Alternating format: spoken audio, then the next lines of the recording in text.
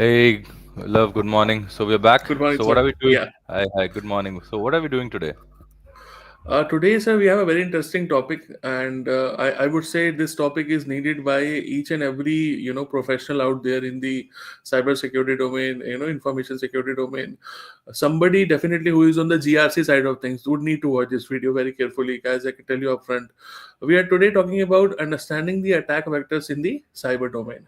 What are the attack vectors? Each and everything about the attack vectors today we'll discuss, sir. So that is not only GRC, that I think any information or cybersecurity professional, Anything, any risk anybody, manager, yeah, right? anybody, In right, fact, a right. business manager should also be aware of, what are the attack Definitely, vectors. Okay. definitely, Because see, definitely. today if you are a small or a middle or even a big business, right? You have to be aware. You are concerned about physical security, but similarly, our aim is that all, even large and medium businesses, anyone should be aware of, and awareness is the main key in information and cybersecurity. That's very, very. So today we are cybersecurity specific topic, that is understanding attack vectors. Okay, and how cyber criminals breach systems. Okay, that's our. So we are taking it a little slightly technical. Okay, we don't want to be overtly non-technical or Yes, overtly technical. So today we are yes. keeping it somewhere in between, right? So cyber Hmm. criminals, right? They are connected to the internet, and then their aim is to breach your systems. And what can we do to defend against them? It's whenever you want to, uh, in any warfare. Okay, now this is a warfare. If somebody is attacking you, it's warfare. Somebody is trying to cause damage to you. So in if you are in a situation, whenever you are facing an attack, there has to be a capability to defend. If you Right, do not right, have the capability to defend, withstand, you do not have the resilience, you do not have the strength to withstand, right? right. Any game, you say football, you see cricket, you see any game. Okay, there are two ways in which you play that game. First, you should know how to defend. Okay, Right, if you're right. and then you do an attack. Once you are very strong at your defensive approach, then you attack. So if you take in football, your mid backs, okay, your backs needs to be strong, then only you can Yes, have a very, very strong attack posture, right? yes, yes, And yes, same in cricket, your batsmen have to, should have the capability to defend any game, even tennis, even one-to-one individual games. You should know how to defend the attack. And once you know definitely. how to Yeah. defend the attack, then you launch an attack. Okay, Right, that's very right, important concept for anyone who is in the cybersecurity or information security profession. Okay, and that's why defense is so important, right? right, So right. that's why we chose the topic of why it is important to understand attack vectors by cybersecurity professionals, by business owners, mission owners, and even individuals. Okay, even a normal individual today, if I am a chartered accountant, I should have the basic knowledge, cyber awareness of what is this attack vector and what is the minimum level or baseline defense I should have, right? Definitely, definitely. That Yeah. is the aim of our today's podcast. Okay, and you know why I'm doing this? I'm doing this because to create that awareness. Okay, it's just take half an hour of ours every day, and if it could reach some potential person on YouTube, on LinkedIn, right, and they know that, okay, this is what I need to do in my small business, and it can save me, why not, right? That solves our purpose, isn't it? This is definitely like the example that we discussed yesterday, sir. Server room, being used as a store. Similar, right? So Yeah, people because they don't know. That's the issue, right? Yeah, yeah, yeah, yeah. yeah, yeah. Yeah, so let's start our first thing, right? What Sure. is it that we are discussing today? So yeah, so first thing I would like you to basically dissect these two terms, attack vectors. Like what exactly is the term meaning? Because people are might not be aware about this attack vectors term itself. Okay, so when do you face an attack? There might be a threat in front of you. Okay, uh, there might be a thief outside your house, but he may not be able to reach you, or he does not intend to steal your house. Okay, come and steal from your house. So vector means, if you have studied physics, we remember, right? Vector is when mass is combined with, when mass is combined with velocity and given some kind of a direction. Okay, so if Right. you Right. are moving in a particular direction, so that means when a threat agent gets a direction to attack you, that is called a vector. Okay, so Okay. vector means Okay. it is directed towards you through some means. Okay, Okay. Okay. some pathway Okay. has been provided to the attacker to reach your resource. So Okay. that's so we so what happens is when a threat agent, okay, wants to attack you, he may not have a pathway, he may not have a network. Okay, so he has to reach out to you. How does he reach out to you? So he can reach out to you physically. He comes, okay, watches your building and sees that there's very lax security. He comes and plugs in a pen drive in one of your computers, or plants a small bug on your openly kept switch, right? Right. Right. Or just comes and logs in or places a evil twin. That means he replicates your wireless signature, right? So there are many kinds of attacks in the physical domain also. So that's why what happens is physical security also becomes part of your cybersecurity, defense, right? So Right. attack Right. vector means uh, what the threat agent and how he can reach you. Now, why is Okay. it important? Because it is important because it will help you in identifying what are the weaknesses in your defenses. So, say Okay. just this small example I gave you. Say there's a small business owner who has a small switch, okay, and he's got 10, 15 computers attached to it. The moment I have told that, look, please secure your switch because somebody can come and plant a bug. Now, the first thing, if that business owner goes and locks his switch box, if I'm able to make this awareness reach to him, that solves my purpose. That's how Right. awareness Right. of Right. attack vectors can actually help you in protecting yourself, right? Right. Right. So there are many kind of attack vectors. So basically, why you need to understand attack vectors is the moment you understand attack vectors, you know what are the weaknesses in your defenses, right? Okay. So that's one of the major parts. So what are these type of, there are there will be two kinds of attack vectors generally you will face. Okay, there will Okay. be two paths.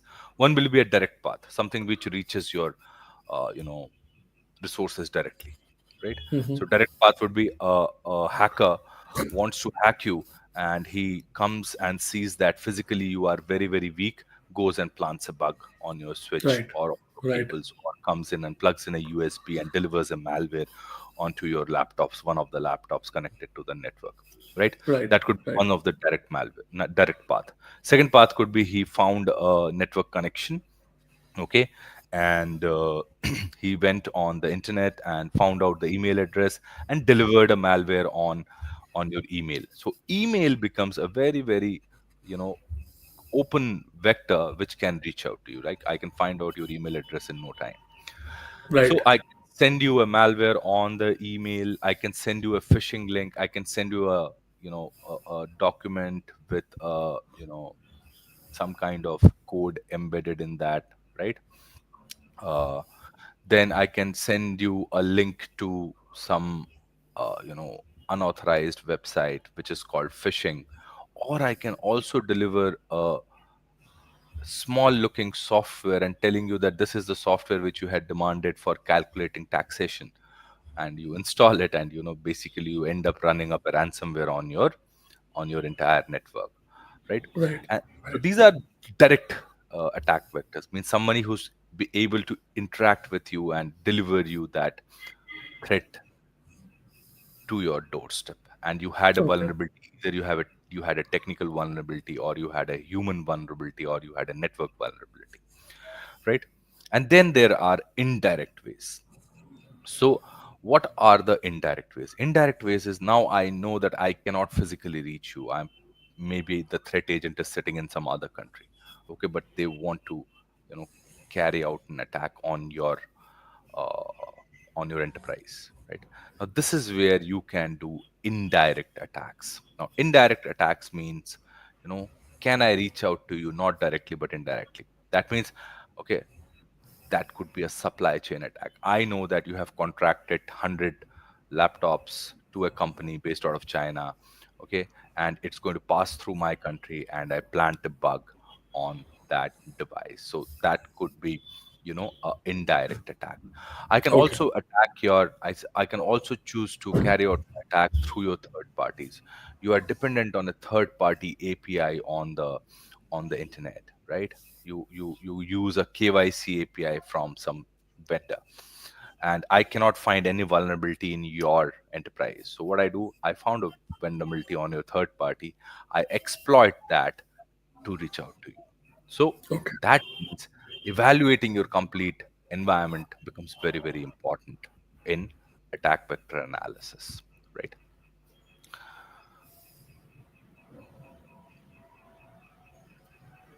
Yeah, let's go ahead. Yeah. Anything? Any examples, sir? Any high profile cases which we can discuss? Any scenarios we can have? There are a lot. Okay, I can give you. So if you see that WannaCry ransomware attack in 2017, right? It was a global impact. So WannaCry was one of the easiest, I will say the most simplest example of a direct attack. Okay, where ransomware groups directly delivered a ransomware malware, and it caused havoc, right? Okay. That was direct attack. And if you look at indirect attack, right, indirect attacks, where one of the major indirect attack, which is very well known globally, is was Stuxnet, right? In a Stuxnet attack, somebody delivered a malware which reached to targeted countries centrifuge systems, and those centrifuge systems started spinning on a slightly higher speed, and over a period of time their nuclear program completely went into disaster. So that was an indirect attack. There are many indirect attacks. If you recently saw in the Israel Hamas conflict, that bugging of uh, radio pagers, right? Pages. Yeah, pages. Right. Right. So bugging of pages, that's a supply chain attack. You ask your equipment from someone, and somebody in between came in and bugged it with some. Now in this case, it was a kinetic attack. Now, generally, cyber attackers would aim to, on businesses would like to deliver some malware. Okay, that would be my aim, so that I can breach into your networks, right? And apart from that, sir, do we have zero-day exploits as well covered in the same attack vectors types, or is it different? So zero-day exploits. Uh, okay, first I will discuss what are the most common attack vectors. So one of Yeah, the yeah, sure. most common attack vectors, if you see today, right, is phishing and social engineering. Okay, These most are the easiest ones. Yeah, these easiest are ones, the right? easiest one. I do not need a very People get complicated. easily prey. Yeah, yeah, yeah, yeah. Yeah, so I do not need to carry out any sophisticated attack on your enterprise. I just need to go to social media, find out some information about you, and Yeah, try to socially engineer to get your username and password. Okay, some way, either phishing or by smishing. Okay, that's right, the easiest. Okay, any dumb attacker can do that, because he doesn't need yeah, to go too technical, right? right, right, So right, that is the first part. So, and that's where training and awareness becomes the most important part, right? Now, the second type of direct attacks would be malware and ransomware. These are very, very complicated.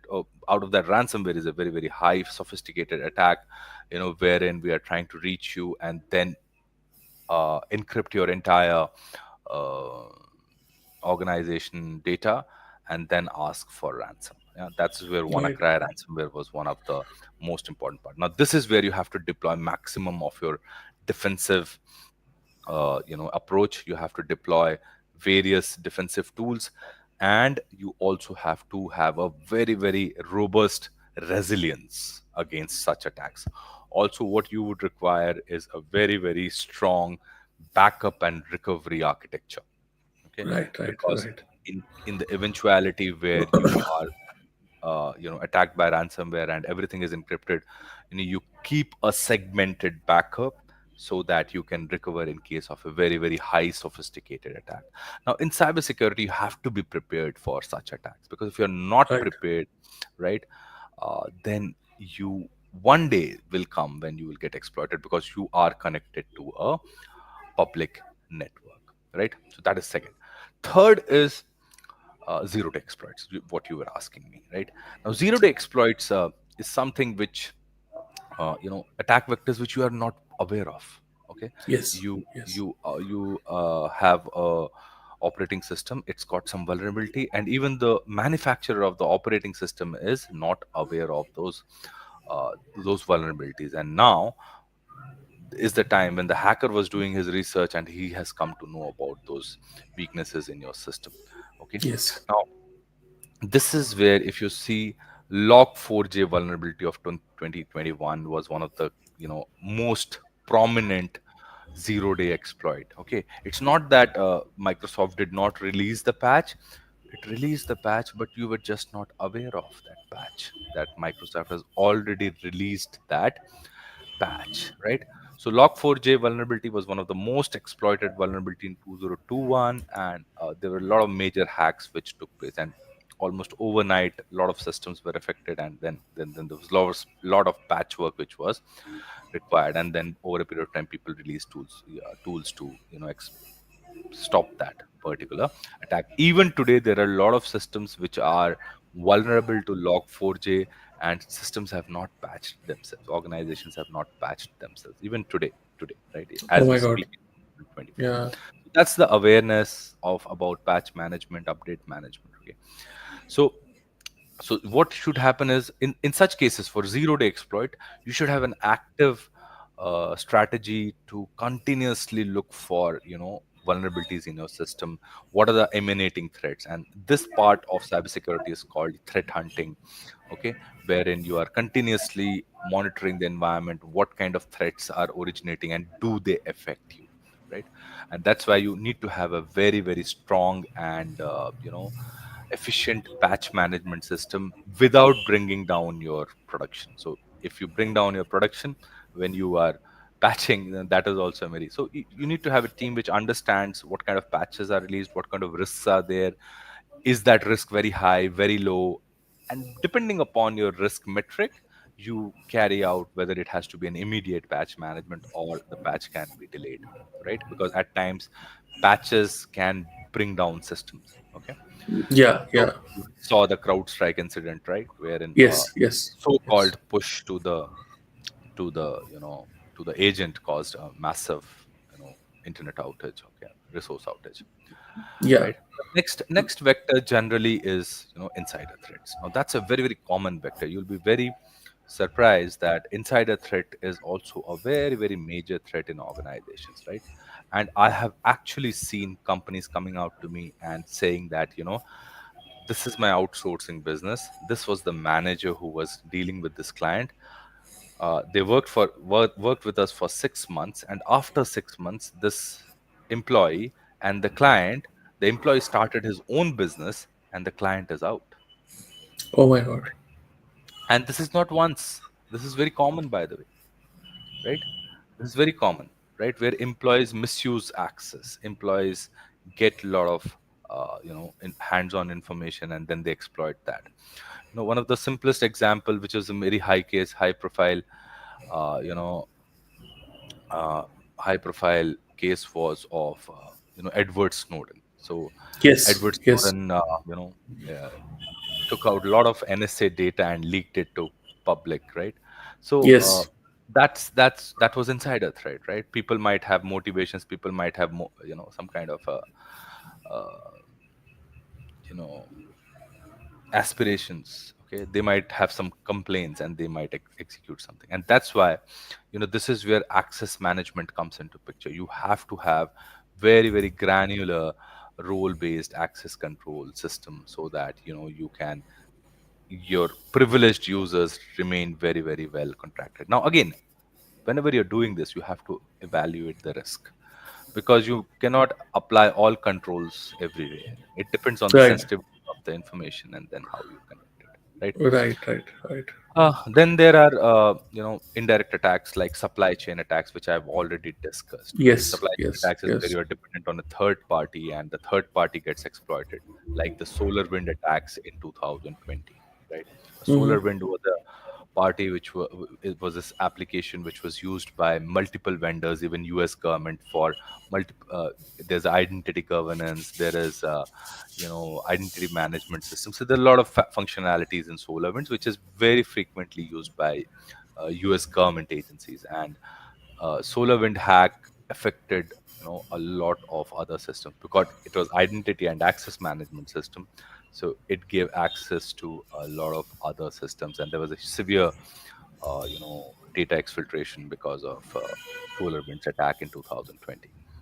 Right. So this is where it becomes very important to carry out third party audits and third party risk assessment. So you need to continuously evaluate the risk which you get from your third parties, and that's why it's so important to evaluate uh, that, right? So, And finally, since we are just discussing on the TPRM thing, third party risk management, it's a very hot topic, and many people are confused on that also. Just a couple of pointers onto TPRM, like what are the things that somebody should do for TPRM? Just initial pointers. That's it. okay, so what happens is, in security, right? The moment some term comes in, so a lot of tools come in. So people think Yes. Yes. tools is the way to tackle that. So the moment Yes. the third party risk, once the SolarWind hack took place, right? So everybody said, okay, we need to manage our third party risk more. So what security companies do? They start building products. Okay, they are very smart. They will build a product quickly. Okay, they'll make a quick tool, and they say, okay, third party risk management means buy this tool. Okay, and companies will understand, okay, if you buy this tool, we'll be able to manage this risk very easily. And when they buy this tool, they realize they do not understand the third party risk management process, and the tool is of no use, right? So third party risk can be, again, direct risk or indirect risk. So direct risk could be, okay, you outsourced, or you bought some, or you contracted some activity to a third party, right? Let's say Right. Right. Right. you are a bank. Let's say you are a bank and you have contracted the online KYC management to a third party API, right? Right. A third Right. party API is on the web. He has a software which you can integrate with your software, okay, to Right. understand Right. in a much Right. more general terms. Right. So now imagine if that application has any vulnerability, okay, Yes. it has access to Yes. your main application. It will come to you. Yeah. Exactly. Come okay, Yeah. and Yeah. if that application has vulnerability and it provides a gateway to the attacker to reach you, so that could be a direct third party risk. Okay, Definitely. Definitely. there are many Yeah. kind of third parties. Second could be data risk. Say you have enabled a third party to collect data on your behalf, Yes. right? Yes. Or Yes. storing your data on the cloud. Say you are storing your data on AWS cloud. Which So is for very you, common AWS, nowadays. which Yeah. is very Yeah. common. So for you, AWS is a third party. Right. Right. How do you manage that risk? How are you sure that AWS is going to implement controls? How are you sure that you are taking care of what you need to do? Yeah. Because at the end of the day, you are accountable, right? Yeah. Accountability is yours no matter what, Yeah. right? Yeah. So Exactly. you need to Exactly. understand. So third party risk, you need to understand. Okay, and Right. generally Right. third party risks are managed by audits, SLAs, contracts, frequent contracts, understanding of contracts, and generally such things are carried out in enterprises, and you need to understand the kind of complexities that arise when you have multi third party. A standard application today relies on more than 20 to 30 third parties to run effectively. Okay, Okay. Okay. a standard web application today will have at least 20 to 30 API dependencies. Any application you see, Minimum. Minimum. I would say. yeah. Yeah. If it's a mature application, it will be dependent on 30 to 40 APIs. It will have dependencies. So that means that application has to keep its eye on multiple APIs, which are, because of which it is functioning. Yeah, just 1 second, sir. Thank you so much, Shakimul Islam. I'm getting feedback, sir, from LinkedIn. Great session. Thank you so much. Keep watching. Yeah, and just a follow up on that, sir. Can we have some sort of services like which where we can cater to some people? Let's say as an organization, if I want to, outsource my third party risks to Mhm. somebody, is that possible? Do we have some services like that only for third party risk management, TPRM? Yeah, so see, not everyone is capable of understanding third party risk, right? Exactly, it's a challenge. Right. Yeah, It's a it's a challenge. challenge. So you Yeah. so see, businesses do not understand cyber risks, right? So what there have been many instances where, companies do come up to me and say, I am doing this. Where is my third party risk? I don't understand. So I Right. have Right. many times CMDs of big companies, I cannot name them.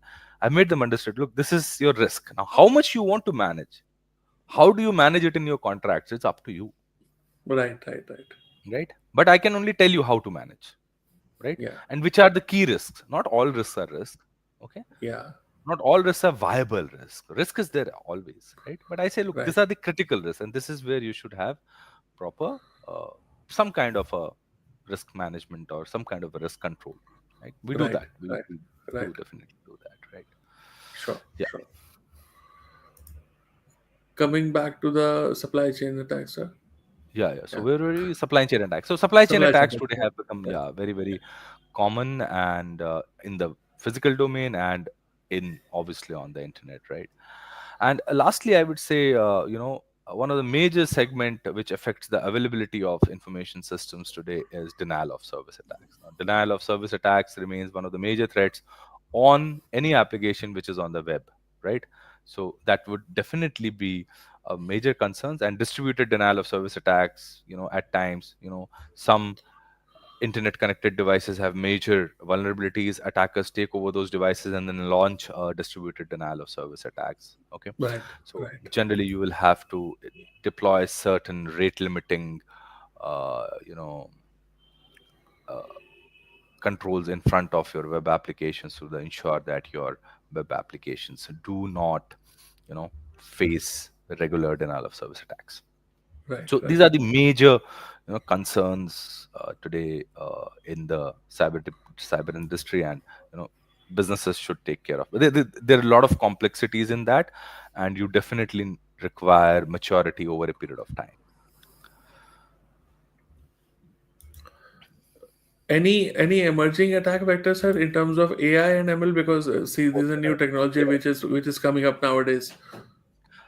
So there are a lot of emerging vectors, and we keep an eye on those, on what's happening. So one of the first famous, what's happening over a period of time, social engineering is going a definitive change. Okay, now we have AI powered attacks. So what is happening is, I collected your voice sample from YouTube, love, and then using that voice sample, I carry out a phishing attack. Okay, Okay. I call Okay. up your mom. I will call up your mom, or I'll call up your wife and say, hey, listen, I'm stuck up somewhere.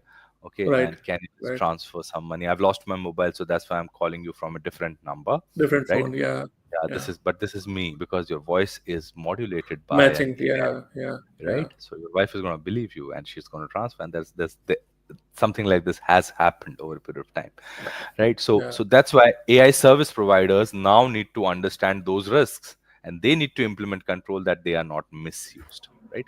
Yeah. So that is one Yeah. part of the those who are providing that kind of services. Then there are people who you need to understand. You need to now deploy controls which can help you in identifying AI powered deep fake attacks, or voice modulation attacks, right?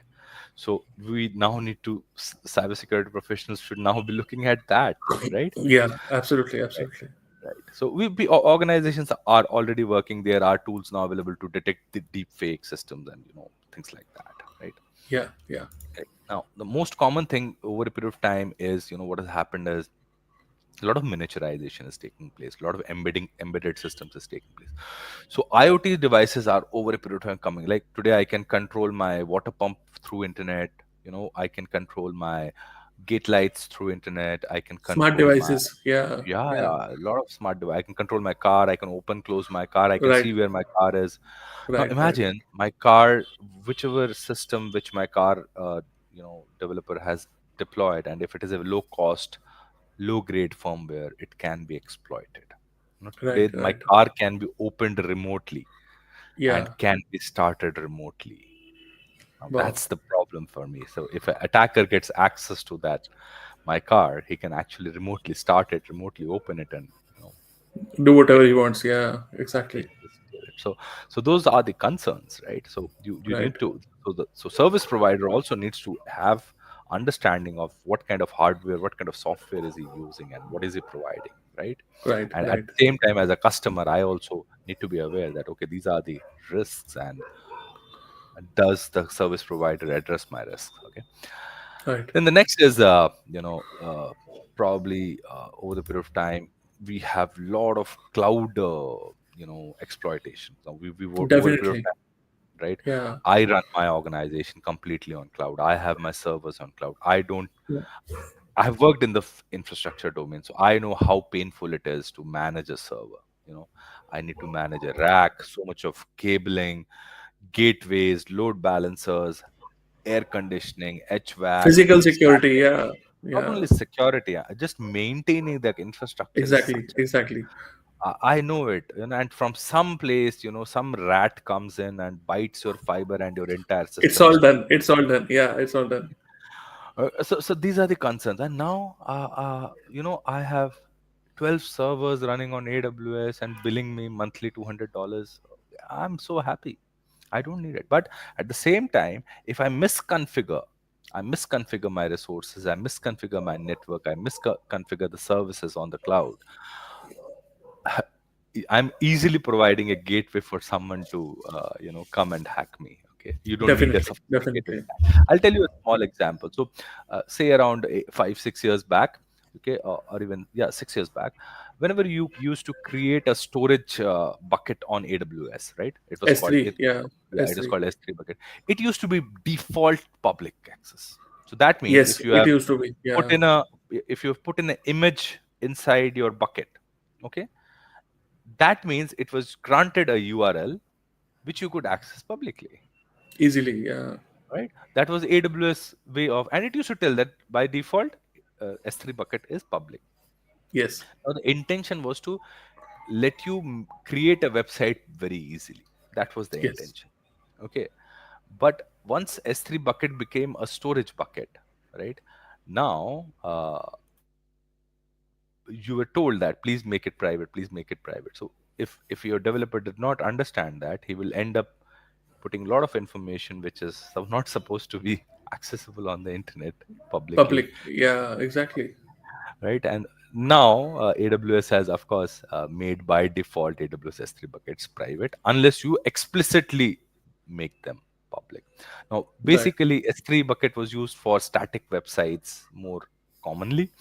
So those who are developers will understand that what are the. So this was first. Second is, you know, deploying all resources on public subnets. Okay, so AWS gives you a provision, not AWS, all the cloud service providers gives you a. So when in physical infrastructure, you create a switch behind a firewall, behind a router, and you have a NAT gateway, so that your Right. internal Right. IP addressing is different on a private Yeah. address, and your external IP address, your public IP address, behind Different. that you put a Yeah. proxy, and then you take your data out. Now AWS also gives you that functionality. You create something called a VPC, and then you Yes. create a private network inside and a public network. Now, Right. initially when people started using cloud, if somebody is not very privy to cloud, they will create a default subnet, and they will start populating the servers on default subnets, right?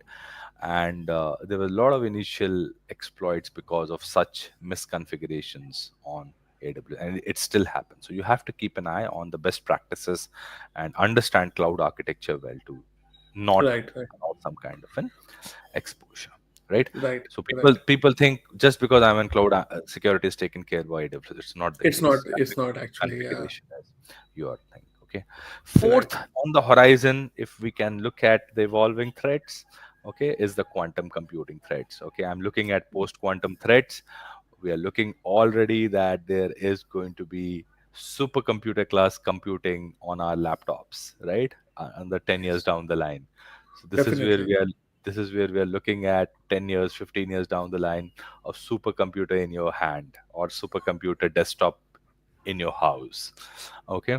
And whatever cryptography you have carried out there now is broken at that era, right?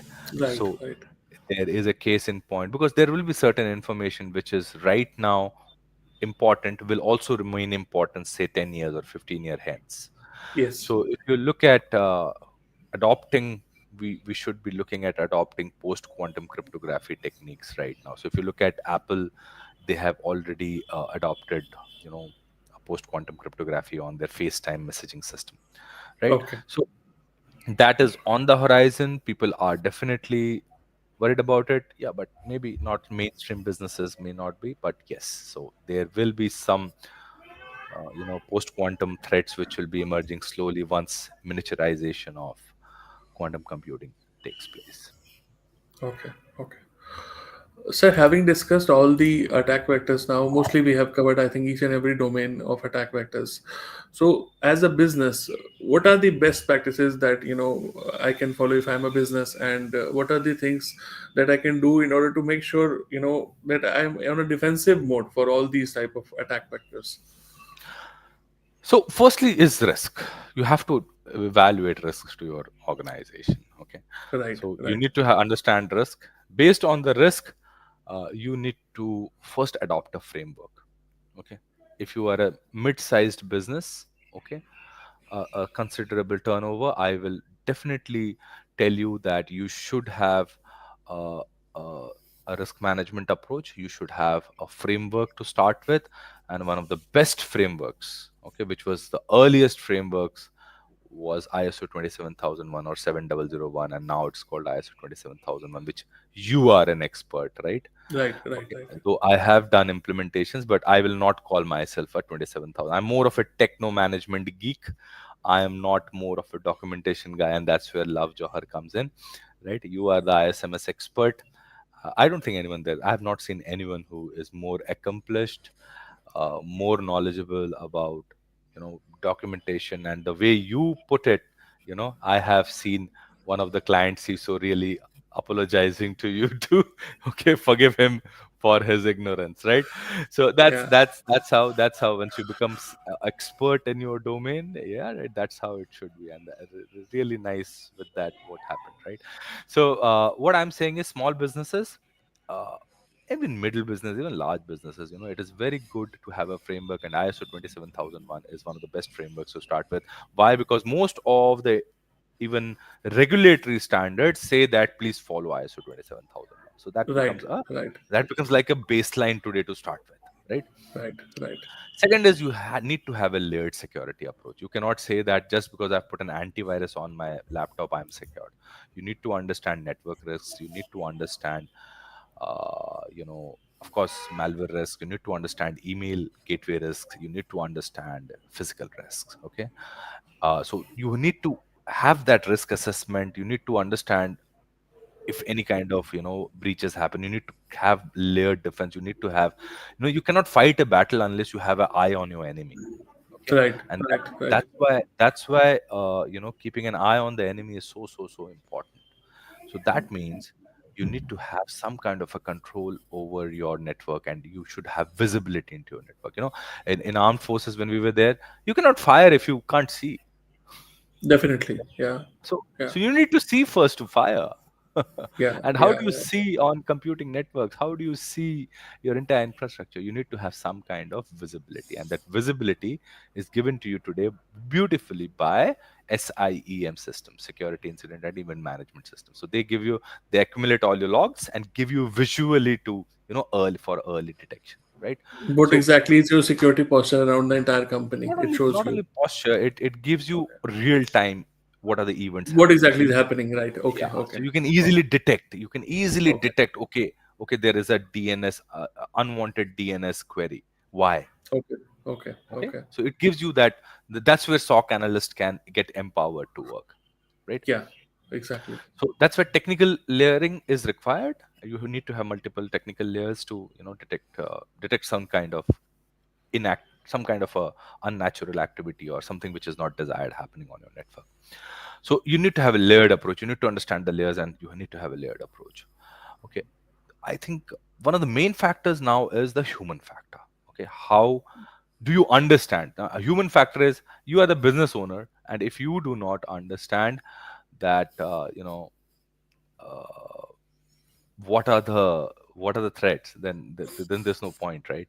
Okay, so Yeah. it's a very important that the human factor is understood well. So the how do the users behave, how do the managers behave, how does the top management behave, and security should always be driven from top management. Okay, it is a Yeah. top down approach. And next is, I must say that, regular awareness training. It's very important. Absolutely. You have to Absolutely. have Yeah. continuous. It's a security is a continuous affair, and you have to be continuous towards your training of your employees, day in day out, right? Yeah. If not day in day out, at least once a quarter is a definitely no, Definitely. right? Definitely. Yeah. Or whenever there is a major incident which happens, you need to have a debrief, and you need to tell your employees that, look, please don't do this, right? Why you Yes. should not do this, rather Yes. than having a penalizing attitude, I would say. Approach. Yeah. Yeah. Yeah. Right. Right. Yeah.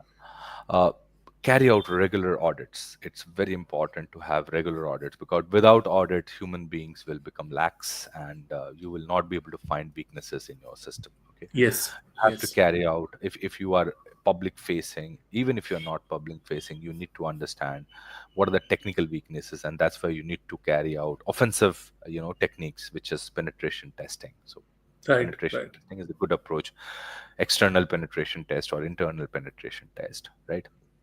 Now, it's very important to also have a proactive approach. You should Yeah. keep looking for the weaknesses in your system even before the attacker comes to know. So you need to Right.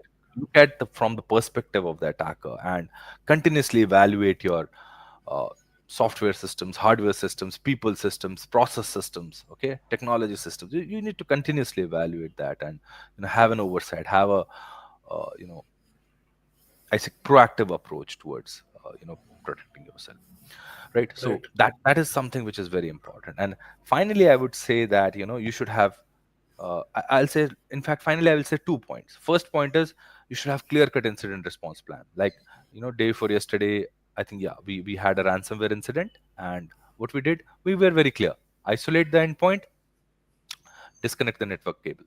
Okay, so we isolated the endpoint, disconnect the network cable, and then we came to know that there was a USB violation. Okay, so uh, there was a USB violation, and because of which some malwares were downloaded, and then it tried to establish a C2 network, right? So what we need to do is, we need to have very, very clear cut incident response plans, uh, that for the most common attack vectors, right? Right. Right. and and finally, I will say, today we are talking about resilience. Okay, be resilient. How do you be resilient? Okay, once you have created those incident response plans, please look at, please continuously evaluate what can go wrong, and bring resiliency into your systems, into your hardware, into your software, into your process. The more resilient you become, the less you will face attacks, because once attacker comes and say that this is a resilient uh, you know entity, they will take their attack somewhere else, to less resilient entity. Because there's a reason for that, because it will also take them a lot of time and effort to actually penetrate, right, which they don't have actually. Yes, Yeah. yes. Because ultimately they are also going to spend time, effort, money to, Yes. come to you. So if you are resilient, Yes. if you are already strong, they will not take, I will say, unnecessary, what you say, confrontation with you. So that's Right. the strategy today. Because see, the you are not enemy can't see you can't see the enemy. You don't know who's the enemy. So the Yes. best way today is to be resilient. Right, right. And sir, especially for two questions I would have. One, first question would be especially for those companies who are starting up. There are Yeah. many startups. Every day, new startups are coming. We know that, right? Globally, Yeah. it's not only in India; it's Right. across the globe. Every Yeah. new business is coming up, and security, as we know, is the first and foremost priority for them, because they are new. They don't know the risk. They are just, there's just the newbies out there. So, Mhm. what would be the suggestion there? How can we, as a company or as a business, how can we help these startups, or is there some sort of a service that we can give them to make sure that they are prepared for all these attack vectors in advance? Like we discussed, it's a proactive approach, but they need somebody to do that, right? They can't do that on their own. So first thing is, I feel first thing is the training. Okay, Yeah. I need to make them aware, and that's why I founded the Protect Academy. I said, fine, let me train people, because Right. training is one of the best ways to provide. And see, whatever we have spoken, right, even if it reaches 10 business owners and they implement even 20% out of it, we have achieved our aim, isn't it? Definitely, So training and definitely. awareness is one of the major Yeah. part. We do train, we do give awareness. Second is businesses may not have the bandwidth to do it themselves, and Or we the help them, manpower. Yeah, or the yeah, manpower. So since we are yeah. more specialized, we understand, we worked in this domain for so long. So what we do is we are like chartered accountants. Like you go to the chartered accountant for getting your finances and taxation filed. What we do is we help you in developing a cybersecurity strategy and implement Right. controls.